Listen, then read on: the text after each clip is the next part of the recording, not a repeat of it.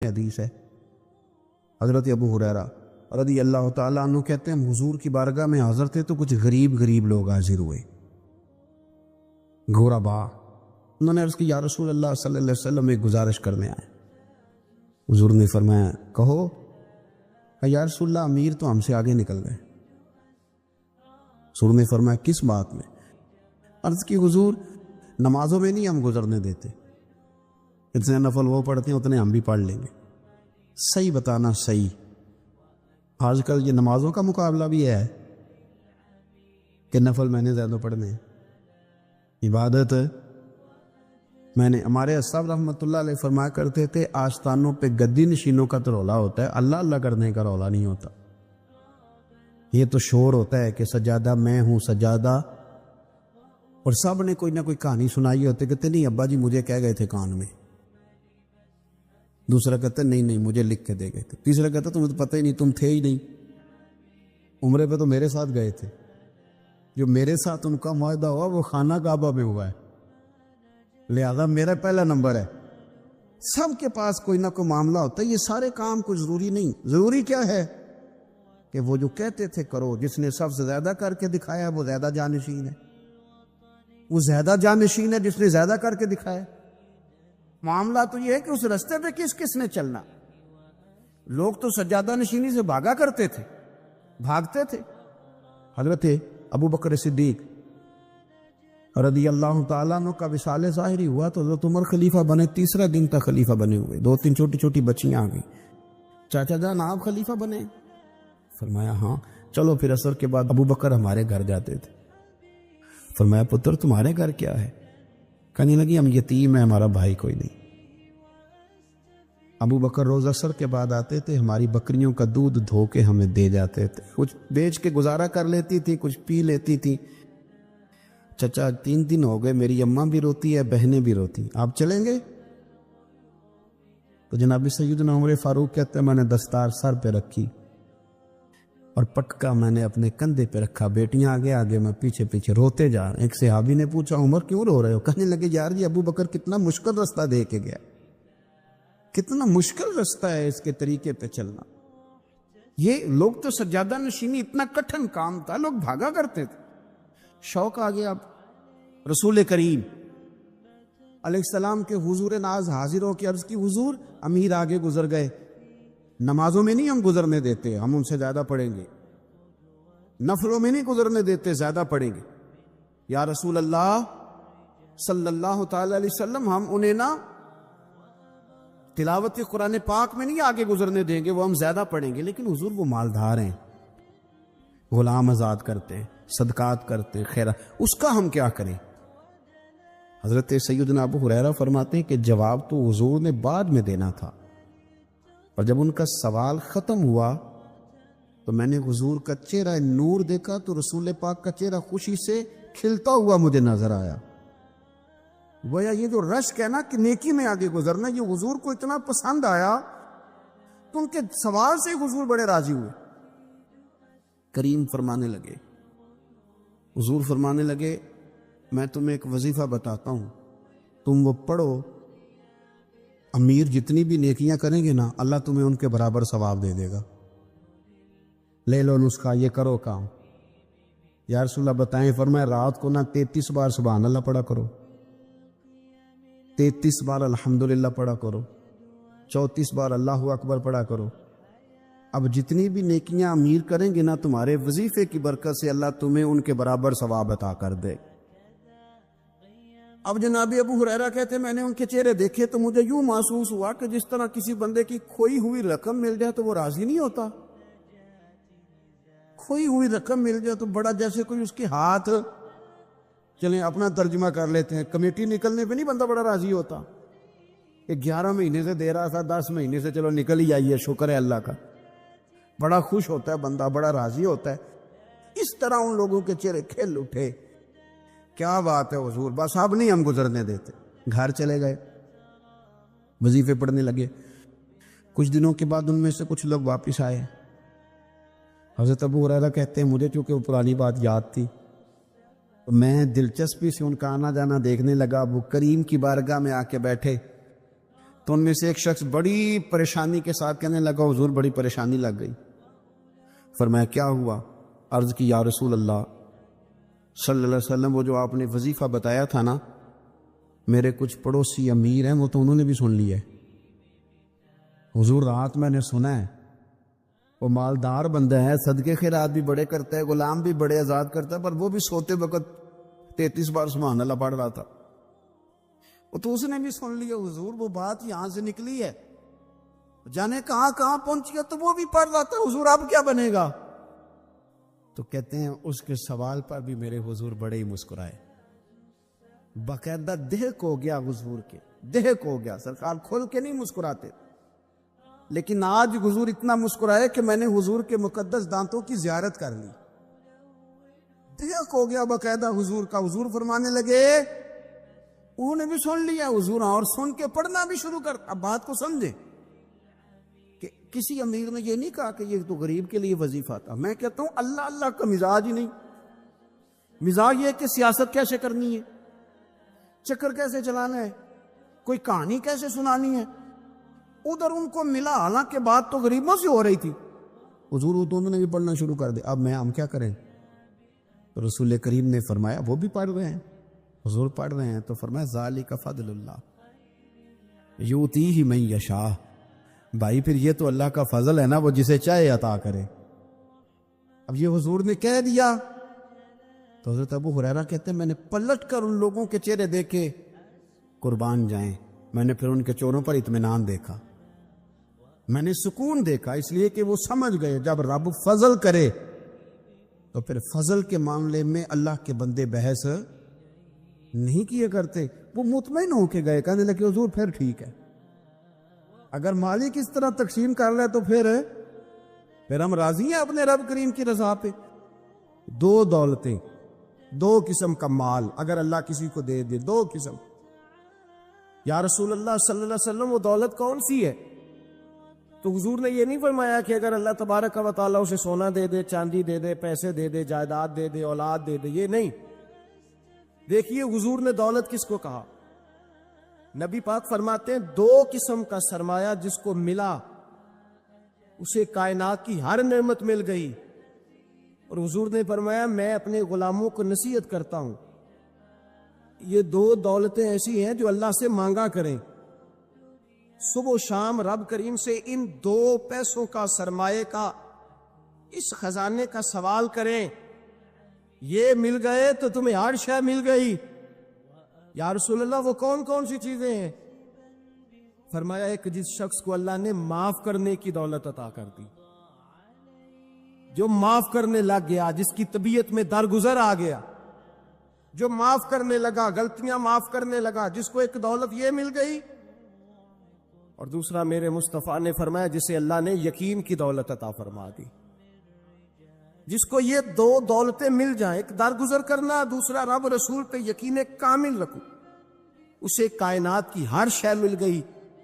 میرے نبی پاک نے فرمایا جب بھی دعا مانگو خدا سے یہ دو نعمتیں مانگا کرو، عرض کیا کرو اے اللہ درگزر کی دولت عطا فرما، اے اللہ تو ہمیں یقین کی دولت عطا فرما، ایمان کی قوت اور پختگی نصیب فرما. میرے بھائی حضور نے فرمایا مانگ کے لو. کمزور ایمان والا شخص کسی کام کا نہیں ہوتا. جس آدمی کے ذہن میں شک کا بیج ایک دفعہ جنم لیتا وہ آدمی تو غلام سے بدتر ہے. بے کیف سجدہ، روٹھی روٹھی سی عبادت، اس کی زندگی کیفیات سے خالی ہے. جس شخص کو پتہ چل جائے نا لوگ میرے مخالف ہیں، اس کا تو سجل رہتا ہی کوئی نہیں. اصل بات یہ ہوتی ہے کہ یہاں سوچ بیٹھا ہے کہ دنیا میرے خلاف ہے، یہاں مخالفت یہاں بیٹھ گئی ہے، دو بندے باتیں کر رہے ہیں تو پریشان ہے، میرے خلاف ہی لگے ہوئے، میری بات ہو رہی ہے. کیونکہ اصل تکلیف کہاں ہے؟ اور اگر یہاں یقین کامل ہو گیا نا کہ سارے مجھ سے پیار ہی کرتے ہیں، تو پھر دو بندوں کو بات کرتا دیکھیں گے تو یہی سوچے گا میری تعریفیں کر رہے تھے، کہہ رہے تھے کیا ہی بات ہے اس کی. او بھائی یاد رکھیں، یہاں اپنے آپ کو اطمینان دیں، یقین کی دولت دیں، قرار کی دولت دیں، سکون کی دولت دیں. یقین، اطمینان اگر آپ کو ایمان اور یقین حاصل ہو تو پھر دعا کریں اللہ اس پر استقامت عطا فرمائے، پھر اس پہ ڈٹ جائے۔ نبی پاک صلی اللہ علیہ وسلم نے فرمایا میں اس بات کا خوف نہیں کرتا کہ میری امت کمزور ہو جائے گی، اس بات کا ڈر نہیں کہ پیسے ختم ہوتے ہیں، نہ یہ خوف ہے کہ بھوکی مرے گی۔ حضور کس بات کا خوف ہے؟ تو نبی پاک نے فرمایا خوف یہ ہے کہ ان کا یقین کمزور ہو جائے گا، ان کا یقین۔ بخاری مسلم میں میرے مصطفیٰ نے فرمایا ہے کہ جو جمعے والے دن سب سے پہلے آئے گا اس کے نبی کا وعدہ ہے اللہ اسے اپنے رستے میں اونٹ خیرات کرنے کا ثواب عطا فرمائے گا۔ یہ ہے حضور کی زبان پر اعتبار، یہ ہے اللہ کے وعدے پر اعتبار، اللہ کے وعدے پر اعتبار۔ او میرے بھائی، اگر تجھے کہہ دیا میری طرح کے ایک نکمے آدمی نے کہ یہاں اونٹ بندھا ہوا ہے، رات گیا نہیں ادھر ہی رہا ہے، اور اگر تجھے آمینہ کے لال نے کہا کہ اونٹ ملے گا، اگر تجھے حضرت ختیجہ کے سرتاج کہتے ہیں اونٹ ملے گا، میری طرح کا تو پتہ نہیں کتنے لوگ ہیں کیا کچھ کہہ جاتے ہیں۔ مصطفیٰ کا تو فرمان یہ ہے کہ اللہ کائنات کے اصول بدل دیتا ہے، مصطفیٰ کی بات پوری کر دیتا ہے۔ یقین تو کر اس محبوب کی بات پر، ساڈے نبی دی زبان ساڈے واسطے یقین کی کمی آ گئی، تیرے رسول کا وعدہ ہے تو آ جا۔ اور دیکھیں جن کو یقین تھا ان کا رنگ ہی نرالا تھا۔ حضرت علی المرتضیٰ فرماتے سیدہ فاطمہ نے کبھی مجھے کوئی کچھ کہا ہی نہیں، کبھی فرمائش ہی نہیں کی۔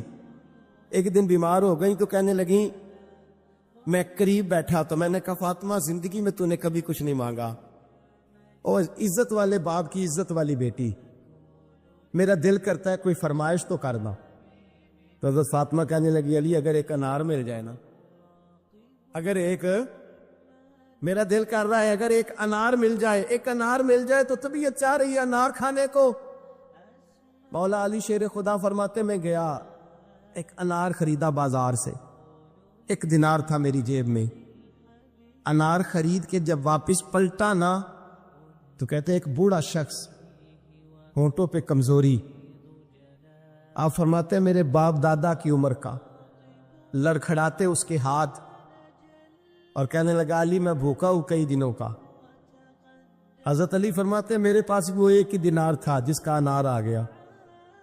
کہتے میں نے اسی وقت وہ انار نکالا، اس شخص کے ہاتھ میں رکھا، بوجھل قدموں سے جب میں اندر داخل ہوا نا تو پاک رسول کی پاک بیٹی، عزت والے نبی کی عزت والی بیٹی، صبر والے معبود کی صبر والی بیٹی، کہتے ہیں جب میں نے اپنا قدم اندر رکھا دروازے کے تو فاطمہ نے میرا اترا ہوا چہرہ دیکھا تو کہنے لگی علی پیسے اللہ کے راستے میں دے آئے ہو، خیرات کر رہے ہو۔ حضرت شیر خدا رضی اللہ تعالیٰ عنہ فرماتے میں فاطمہ کی طرف دیکھا تو میں حیران ہو گیا، میں نے کہا فاطمہ تجھے، کہنے لگی مجھے یقین ہے آپ انار لینے گئے تھے، آپ نے خرید بھی لیا تھا، اور مجھے پتا ہے علی میرے ساتھ بے وفائی ہو ہی نہیں سکتی، یہ کسی سوالی نے مانگ لیا ہوگا، علی آ جا، مجھے انار کھانے سے وہ سکون نہیں ملا جو تو اللہ کے راستے میں دے آیا ہے تو سکون ملا، کھانے سے نہیں ملا جو تیرے دینے سے ملا ہے۔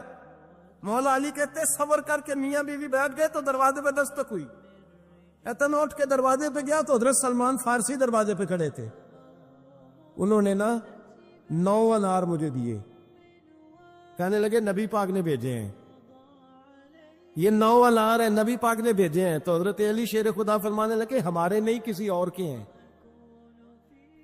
ہمارے نہیں کسی پڑوسی کے ہیں، دائیں بائیں دیکھ لے، کہنے لگے نہیں تمہارے ہی ہیں، فرمانے لگے نہیں میرے ہوتے تو 10 ہوتے، اس لیے کہ اللہ فرماتا ہے من جاء بالحسنۃ فلہ عشر امثالھا، تم 1 نیکی کرو گے میں 10 کا اجر عطا کروں گا۔ فرمایا میرے ہوتے تو 10 پورے ہوتے، اللہ رسول نے بھیجا، اور میرا یقین کمزور ہو سکتا ہے، میرے ہوتے تو 10 ہوتے، یہ 9 ہے۔ حضرت سلمان فارسی نے جیب میں ہاتھ ڈالا، 10واں بھی نکالا، کہا علی تیرے 10 ہی تھے، میں تو تیرا امتحان لے رہا تھا، 10 ہی تھے تیرے۔ یقین کی دولت زنجیریں کاٹ دیتی، یقین کی دولت انسان کو نواز دیتی۔ جب تو لڑکھڑاتا ہوا آیا ہے، میرے نبی پاک نے فرمایا یوں نہ کہا کر کے یا اللہ چاہے تو دے چاہے تو نہ دے، جب مالک سے مانگ تو کہا کر یا اللہ تجھی سے مانگنا ہے، میں لے کے اٹھوں گا، تو مجھے دے گا، پر میں جتنا تیرا یقین کامل ہوگا اتنا ہی اللہ تجھے جھولی بھر کے عطا فرمائے گا۔ کمزور سا مسلمان، لڑکھڑاتا سا مسلمان دیکھتا ہوں کرتا ہوں، اور یہ بھی نہ دیکھا کریں بھائی ایمان یقین کو استقامت کے درجے پہ لے، یہ نہ دیکھا کریں کہ وہ کیسے دے گا، وہ کسی وسیلے کا محتاج نہیں ہے، وسیلے کو پسند کرتا ہے، پر وسیلے کا محتاج وہ بغیر وسیلے کے بھی دے دیتا ہے۔ ہر آدمی ماں باپ کے ذریعے پیدا ہوتا ہے، اگر پیدا کرنا چاہے تو جناب عیسیٰ کو بغیر باپ کے پیدا کر دیتا ہے۔ سوچ کو مسلمان کرو، اپنی زبان کو مسلمان کرو، اپنے کان کو مسلمان کرو، اپنی نظر کو مسلمان کرو، اپنی روح کو مسلمان کرو۔ 24 سال کی بیٹی کا اگر 4 سال کا بیٹا انتقال کر گیا، کسی نے جا کے کہا کہ بڑا ہی افسوس ہوا ہے تیرے بچے کا، تو ایمان نے اسے کتنا مضبوط کر دیا ہے۔ وہ کہتی ہے نہیں، اللہ کی فصل ہے، پکی کاٹ لے تب بھی ٹھیک ہے، کچی کاٹ لے تب بھی ٹھیک ہے۔ اب یہ جو نظریہ ہے اس نے اسے جوان کر دیا ہے، مضبوط کر دیا ہے، توانا کر دیا۔ اس میں اس کے اندر ایک تبدیلی، اسلام سوچ کی تبدیلی کا نام ہے۔ اگر نظر بھی میلی رہے، زبان بھی گالی سے غیبت سے بھرپور رہے، دلوں میں حسد رہے، کینہ رہے، عداوت رہے، تو پھر من کے میلے اگر تن اجلا کر بھی لے تو لوگوں کی نظر میں تو شاید وہ بن سمر جائیں، لیکن میرے نبی پاک نے فرمایا رب تو جب بھی دیکھتا ہے تیرا دل ہی دیکھتا ہے۔ ہم اپنے بوسیدہ جسموں پر رنگین کپڑے پہن کے نا مرے ہوئے من کا تن اجالا کر کے لوگوں کے سامنے آتے، دیکھ لو میں کتنا نیک پرہیزگار ہوں۔ او بھائی، نیکی اور پرہیزگاری کا تعلق دنیا داروں کے ساتھ نہیں ہے، نیکی اور پرہیزگاری کا تعلق اللہ رسول کے ساتھ۔ تو بتا تیرا رب رسول کے ساتھ وہ رشتہ کتنا مضبوط ہے۔ حضرت بایزید بستانی رحمت اللہ علیہ کا زمانہ مبارکہ تھا، تو ایک یہودی اور مسلمان کا دوستانہ تھا، تو وہ یہودی سے وہ مسلمان دوست روز کہتا تو مسلمان ہو جا، وہ ٹال دیتا، کہتا چل یار ٹھیک ہے انشاءاللہ خیر ہو جائے گی، جس طرح انسان ٹال مٹول کرتا ہے نا اپنے جملوں میں، وہ ٹالتا۔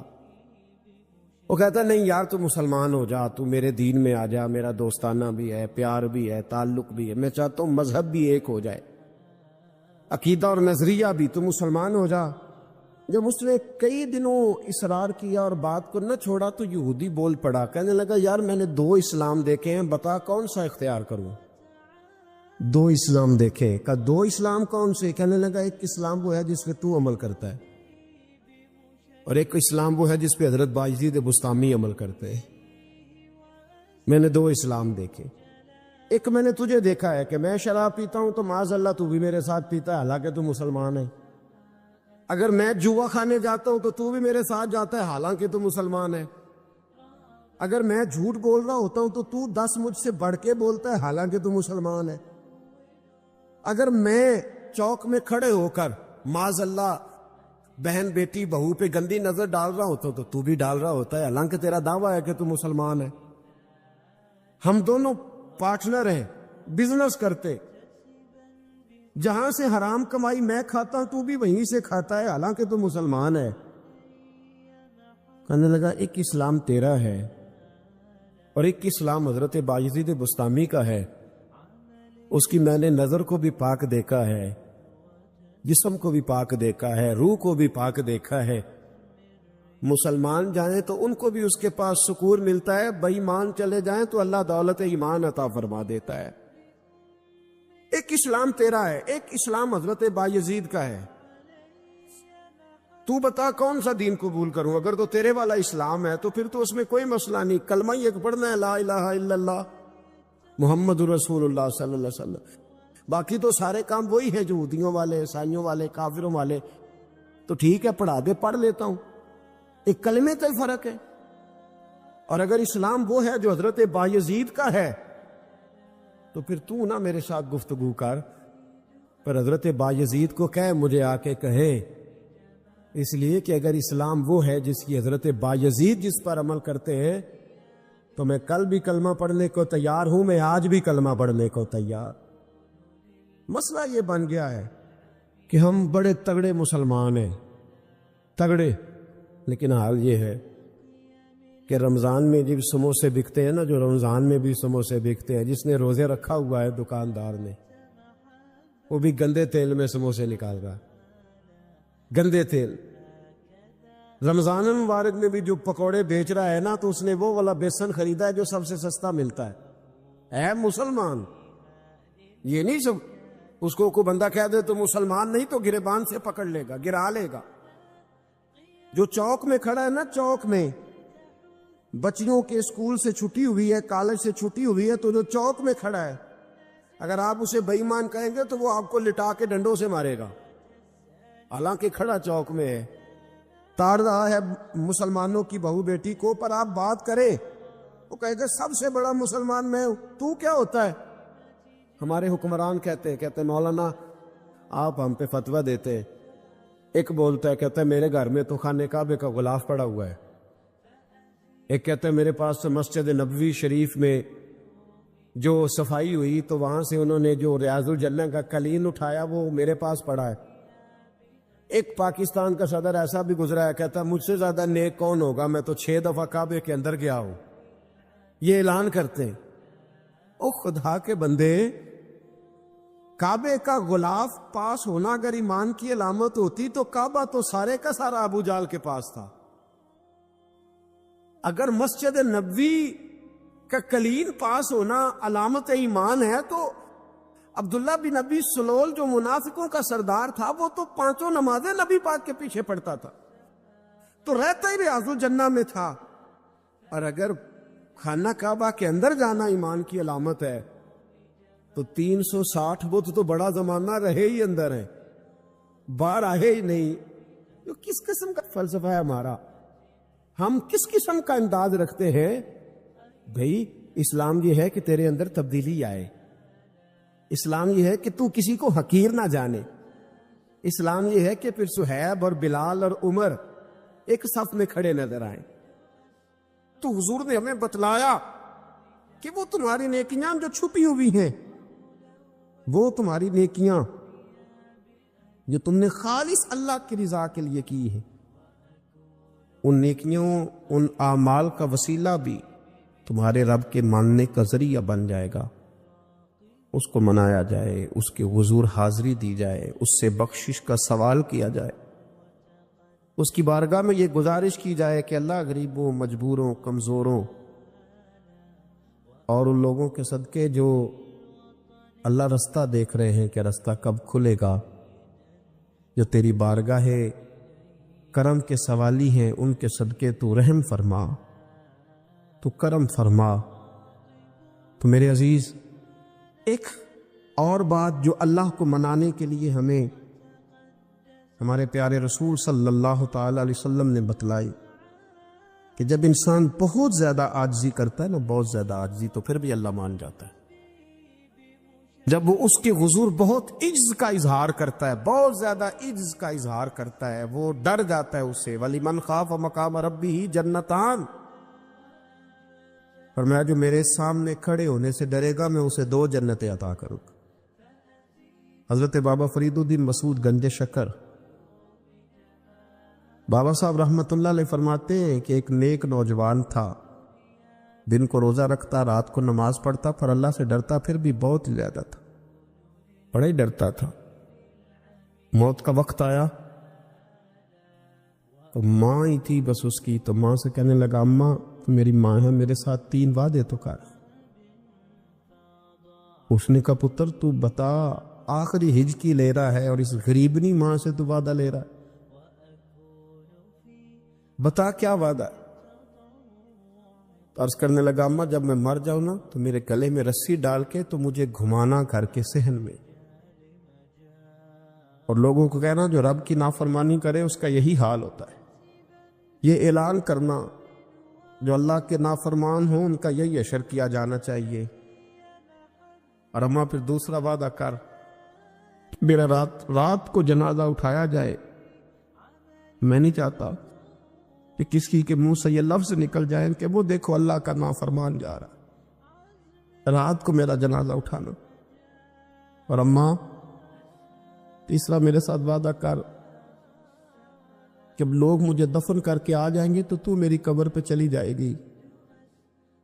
عمل میرے پاس کوئی نہیں، پر مجھے لگتا ہے ماں کے قدموں کی برکت سے عرش کا مالک بھی رحم فرمائے گا۔ اماں تو وعدہ کر کہ میرے ساتھ وعدہ کر۔ بابا صاحب رحمۃ اللہ علیہ فرمانے لگے کہ ماں، بوڑھی ماں نے وعدہ کر لیا۔ کہا بیٹے ٹھیک ہے، اگر تیری یہی ضد ہے تو میں تیار ہوں۔ پھر اس نے کلمہ شہادت پڑھا، اس نوجوان کی روح پرواز کر گئی۔ بوڑھی ماں نے رسی منگائی تو وَلِمَنْ خَافَ مَقَامَ رَبِّهِ جنتان، جو ڈر جائے، اس نے تو کہا تھا نا کہ رسی ڈال کے گھمانا اور کہنا یہ اللہ کا نافرمان ہے، اس کا یہی اشر ہونا چاہیے تھا۔ لیکن جب ماں گلے میں رسی ڈالنے لگی تو گھر کے ہر کونے سے آواز آنے لگی، خبردار، یہ رب کا دوست ہے، اللہ کے دوستوں کے ساتھ اس طرح کا معاملہ نہ کیا جائے، اسے چھوڑ دیا جائے۔ اور کہا تمہیں کچھ بھی اور کرنے کی ضرورت نہیں ہے، یہ تو رب کا دوست ہے اور رب کی بارگاہ میں حاضر ہو گیا۔ کچھ کوئی بندہ کہے گا کہ یہ تو ایک بابا فرید کا سنایا ہوا واقعہ ہے، سنیے، بخاری میں حدیث ہے، نبی پاک صلی اللہ علیہ وسلم نے فرمایا، حضرت ابو ہریرہ رضی اللہ تعالیٰ عنہ راوی ہیں، حضور فرماتے ایک شخص مرنے لگا، اپنے بچوں سے کہنے لگا کہ میں جب مر جاؤں تو مجھے جلا دینا، اور پھر میرے جلے ہوئے وجود کو پیس دینا، پھر مجھے ہوا میں اڑا دینا۔ پتر مجھے اڑا دینا، مجھے بڑا ڈر لگتا ہے، اگر رب نے مجھ سے حساب پوچھا تو میں قابل نہیں ہوں، اڑا دینا مجھے ہواؤں میں۔ اگر اس نے مجھ سے عذاب لیا تو حساب لیا تو بڑا سخت حساب لے گا۔ حضور فرماتے ہیں، بخاری میں موجود ہے، اس کے بچوں نے اسی طرح کیا، اس کے مرنے کے بعد اسے جلایا، ہوا میں اڑا دیا۔ اللہ کے محبوب فرماتے ہیں، رب کریم نے حکم دیا زمین کو کہ اس کے ذرات کو جمع کرو، زمین نے ذرے جمع کیے، خدا نے حکم دیا تو اس کا وجود پھر سے اسی شکل میں آیا۔ تو رب کریم نے فرمایا یہ جو تو نے وصیت کی تو کیوں کی؟ اللہ جانتا ہے کہ نہیں جانتا؟ یہ کی تو کیوں کی؟ تو وہ پڑا، کہنے لگا اللہ میرے اندر تو طاقت نہیں تھی تیرے سامنے کھڑا ہو کے حساب دے سکوں، تجھے منانے کے لیے تیرے خوف سے ڈر گیا، میں ڈر گیا۔ اگرچہ ہمارے بزرگوں نے لکھا ہے کہ آج یہ وصیت کرنا، اس رنگ میں یہ طرز اختیار کرنا درست نہیں، لیکن آپ غور فرمائیے کہ نبی پاک علیہ السلام فرماتے ہیں جب اس نے کہا نا اللہ تجھ سے ڈر کے یہ کیا، تو رب کریم نے فرمایا جا پھر میں نے تیری مغفرت کر دی، کیونکہ اللہ کو پتہ تھا یہ دل سے بات کر رہا ہے۔ ایک چوتھی بات، میرے رسول پاک علیہ السلام نے فرمایا کہ جب رب نہ مانے تو پھر وہ کمزوروں کے صدقے مان جاتا ہے، پھر وہ ضعیفوں کے صدقے مان جاتا ہے۔ فرمایا اللہ تم سے بارشیں روکنا چاہتا ہے، پر تمہارے ضعیفوں، کمزوروں، غریبوں کے صدقے، مجبوروں کے صدقے وہ تم پر بارشیں برساتا ہے۔ حضور فرماتے رب اشغاظ اغبر لو اقسم علی اللہ لا برا، کچھ ایسے لوگ ہوتے ہیں کہ ان کے بالوں میں خاک پڑی ہوتی ہے، چہروں پہ مٹی الجھے ہوئے ہوتے ہیں، لیکن اگر وہ اللہ پہ قسم کھا لیں تو اللہ ان کی قسم بھی پوری کر دیتا، قسم بھی۔ حضرت عبداللہ ابن مبارک فرماتے ہیں، ابن قدامہ نے لکھا ہے، فرماتے ہیں بارش نہیں ہوتی تھی مکے میں، قحط پڑ گیا تو سب لوگ مسجد الحرام سے باہر کھلی جگہ میں نکلے دعا کرنے کے لیے، سب اپنی اپنی دعائیں کر رہے تھے، تو میں تھوڑا باہر ہوا تو اچانک ایک غلام آیا، کالا سیاہ رنگ، 2 رکعتیں نماز پڑھ کے تو ہاتھ پھیلائے، تو کہنے لگا اللہ مجھے پتہ ہے یہ جو کچھ بھی ہوا ہے میری نافرمانیوں کی وجہ سے ہوا ہے، تو ناراض ہو گیا نا، تو نے بارش روک لی، ناراض ہو گیا نا، ہمیں سبق سکھانا چاہتا ہے نا۔ یہ کسی اور کی وجہ سے نہیں، یہ صرف میری نافرمانیوں کی وجہ سے. اللہ رحم فرما، تیرے بندے تھوڑی سی بھی سختی برداشت کرنے کی طاقت نہیں رکھتے، کمزور ہیں، ڈر جاتے. غلام ہے، دعائیں مانگ رہا. حضرت عبداللہ ابن مبارک فرماتے ہیں اس نے چہرے پہ ہاتھ پھیرے تو کالی گھٹائیں چھا گئی. بارش ہونے لگی، میں اس کے پیچھے گیا، اس کا گھر ڈھونڈ آیا، تعقب کیا، پیچھا کیا، گھر میں نے تلاش کر لیا. اور گھر کو تلاش کر کے جب میں واپس آیا تو میں نے حضرت فضیل بن عیاض سے ذکر کیا تو کہنے لگے کسی طریقے سے اسے حاصل کرو. فرماتے میں اس کے گھر گیا، اس کے مالک نے مجھے دیکھا تو کہا عبداللہ ابن مبارک میرے گھر، اتنے بڑے ولی، اتنے بڑے درویش، اتنے بڑے محدث. میں نے کہا تیرا غلام چاہیے. اس نے کئی غلام دکھائے. میں نے کہا نہیں، یہ نہیں. اس نے کہا یہ بڑے بڑے اچھے ہیں، کوئی سے بھی آپ لے لے، خرید لے. میں نے کہا نہیں. پھر وہ لاغر صاحب، وہ کمزور صاحب، وہ ضعیف سا نکل کر کے آیا. میں نے کہا یہ مجھے دے دو. تو کہنے لگا یہ تو بیچارہ بے ضرر سا آدمی ہے، کیا لے کے کریں گے. میں نے کہا نہیں، مجھے یہی چاہیے. میں اس کو ساتھ لے کے چلا تو راستے میں پوچھنے لگا کہ میرے اندر تو کوئی ایسی بات نہیں تھی، مجھے کیوں خریدا؟ آپ مجھ سے کیا خدمت لیں گے؟ تو عبداللہ ابن مبارک فرمانے لگے میں نے کہا کوئی خدمت بھی نہیں لوں گا، میں تو خود تیری خدمت کروں گا. میں تیرا بیاہ کراؤں گا، تیرے لیے مکان بناؤں گا، میں تیری خدمت کروں گا. میں تیرا اور تیرے رب کا رشتہ دیکھ چکا ہوں. میں تیرا اپنے مالک کے ساتھ جو تعلق ہے اسے دیکھ چکا ہوں. کہتے میں نے یہ لفظ کہے تو مجھے کہنے لگا 2 رکعتیں پڑھ لوں. اب مجھے لے جانا پر 2 رکعتیں پڑھ لوں. کہتے میں نے کہا پڑھ لو. تو 2 رکعتیں پڑھنے کے بعد میری طرف دیکھ کے کہنے لگا آقا مجھے اپنا حق معاف کر دینا، میں خدمت نہیں کر سکا. پھر کہنے لگا اللہ راز تو کھل گیا، اے اللہ راز تو کھل گیا. اللہ تیرا میرا معاملہ تھا، راز تو کھل گیا، راز تو کھل گیا. اللہ راز تو کھل گیا. میں سراپا مخزن راز تھا، میں رہا تھا مدت و راز میں. یہ تو تیرا شوق کے دید کشاں کشاں مجھے کھینچ لایا مجاز میں. اللہ راز کھل گیا. یہ لفظ کہتے کہتے کہتے کہتے اس شخص نے کلمہ پڑھا اور اس کی روح پرواز کر گئی. اس کی روح ہی پرواز کر گئی.